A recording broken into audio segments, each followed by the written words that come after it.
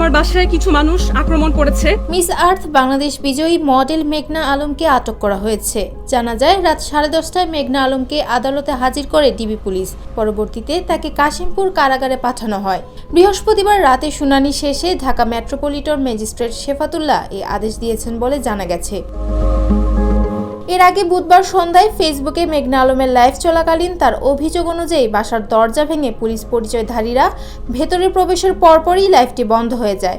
এর আগে মেঘনা আলম লাইভে উৎকণ্ঠা প্রকাশ করে বাংলাদেশে নিযুক্ত একটি দেশের রাষ্ট্রদূতের নাম উল্লেখ করে দাবি করেন তিনি হয়রানি করতে পুলিশ পাঠিয়েছেন। 12 মিনিটের বেশি সময় ধরে চলা লাইভটি পরবর্তীতে মুছে ফেলা হয়।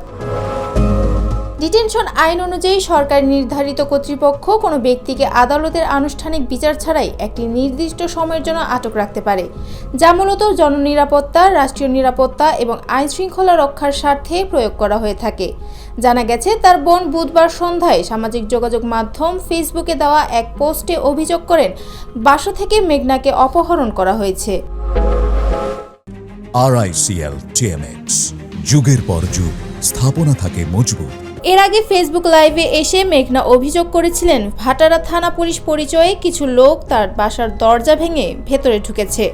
মেঘনা আলমের লাইভ ও তার বোনের পোস্ট ধরে ভাটারা থানা পুলিশের সঙ্গে যোগাযোগ করা হলেই তারা জানান এ ধরনের কোনো অভিযান তারা চালায়নি।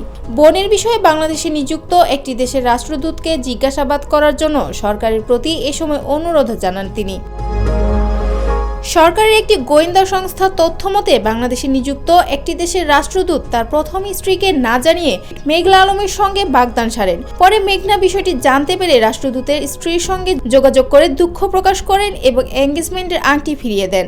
লাইভে মেঘনার অভিযোগ অনুযায়ী এরপর থেকে ওই রাষ্ট্রদূত ব্যক্তিগত ও অভ্যন্তরীণ বিষয়াদি নিয়ে তাকে হয়রানি শুরু করেন। মেঘনা আলম 2020 সালের 5 অক্টোবর মিস আর্থ বাংলাদেশ খেতাব অর্জন করেন। এরপর থেকেই তিনি মডেলিং ও বিভিন্ন সামাজিক যোগাযোগ মাধ্যমে সরব ছিলেন।